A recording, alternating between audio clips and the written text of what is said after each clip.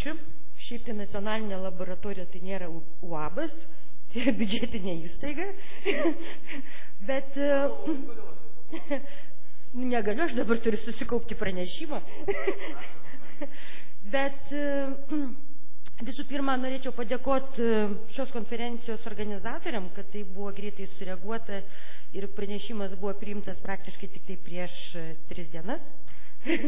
Bet džiaugiuosi galėdama pristatyti tai, kas yra daroma Lietuvoje, tai, ką daro nacionalinė laboratorija ir ką daro kitos ligoninių mikrobiologinių tyrimų laboratorijos, tam, kad Lietuva, kaip ir kitos Europos šalis, įgytų kažkokią tai spalvą. Ir šito pranešimo metu aš jums ir pasakosiu, kokiu būdu tos spalvos yra įgyjamos. O šiaip tai, kadangi praktiškai kiekvieną dieną po darbo ligoniniai, aš vadovauju mikrobiologinių tyrimų laboratorijai ligoniniai, važiuoju po darbo į nacionalinę laboratoriją ir skiriu savo laiką būtent darbui su antimikrobinio atsparumo stebėsena. Na ir kaip ir per vieną televizijos laidą turtinga ponia X prieš kelis metus manęs paklausė: Miciulevičienė, nu kam tau reikia dabar šitos antimikrobinės stebėsenos? Pasimečiau, kadangi tai yra mano darbas jau nuo 2002 metų. Pasimečiau ir pasakiau: dėl Lietuvos žmonių. Bet pažiūrėjus ją į akis, aš supratau, ji manim nepatikėjo. Ir antimikrobinio atsparumo pasekmes ganėtinai gerai apibūdino, pristatė profesorė Vitkauskienė. Tai aišku, pirmiausia, antimikrobinis atsparumas yra susijęs ligoninėse su padidintų pinigų bereikalingų išeikvojimu, bet turime. Tai yra lėkštelė ir tai mikrobiologai mato, Lietuvos mikrobiologai mato kiekvieną dieną. Prašviesėjimo zona yra apie kelis antibiotikus, bet tik tai šitas pagal standartą vertinamas kaip veikiantis. Reiškiasi, iš 16 tirtų mes turime tik tai vieną gydymui galimą vartoti antibakterinį vaistą. Bet pinigai yra pinigais. 14 metais Pasaulinė sveikatos organizacija išleido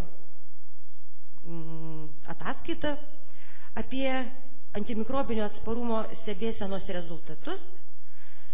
Ir kai kalbam apie tą antimikrobinį atsparumą, pinigai, kaip sakau, yra pinigai. Svarbiausia, tai yra žmonių gyvybės.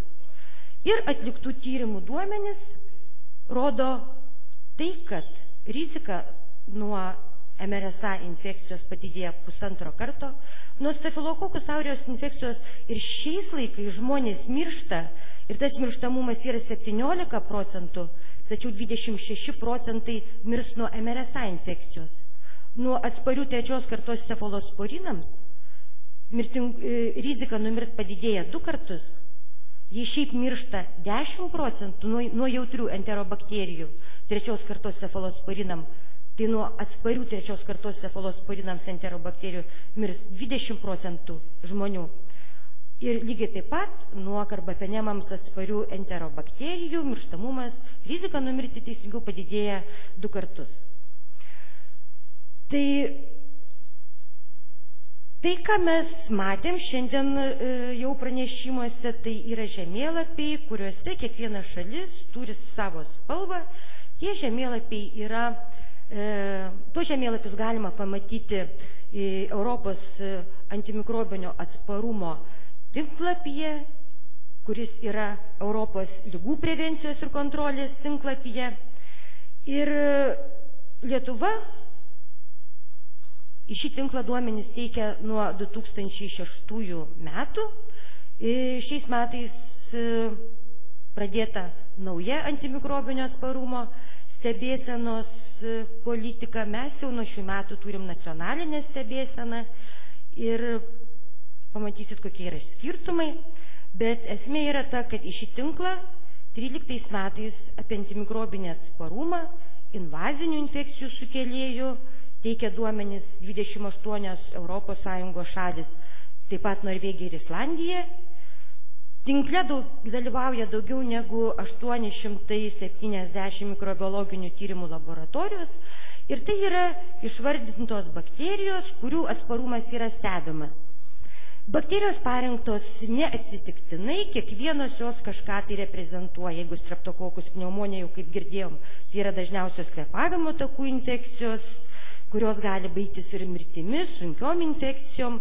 Tai jos reprezentuoja visuomeniai kilusias infekcijas, stafilokokus aureus, visuomeniai kilusias infekcijas, MRSA dažnis hospitalinės daugiau infekcijas ir taip toliau. Acinetobakter genties bakterijos nuo 12 metų yra įtrauktos kaip pilotinis tyrimas ir Europa priims sprendimą, ar jinai bus pastoviai stebima.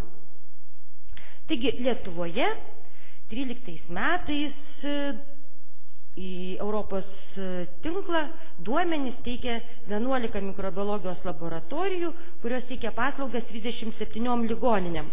Tai tie žali taškiukai yra ligoninės, raudoni taškiukai laboratorijos, ligoninių daugiau, nes mes kaip gyvenam kaip jau kapitalistinė santvarka, viena laboratorija turi sutartį su keliom ligoninėm ir uždengimas šalies yra ganėtinai didelis. Klausimas, kas darosi Biržuose, Rokišky, Kupišky, jie greičiausiai tyrimus ima kažkokios tai privačios firmos, kurios perveža mėginius ir laboratorijos paprasčiausiai nežino, kam atlieka tyrimus. Taigi, savo pranešime aš pateiksiu dinamiką ir pagrindinis žinia pasimti namo yra ta, kad kai kalbam apie antimikrobinį atsparumą, mes negalim kalbėti apskritai. Antimikrobinis atsparumas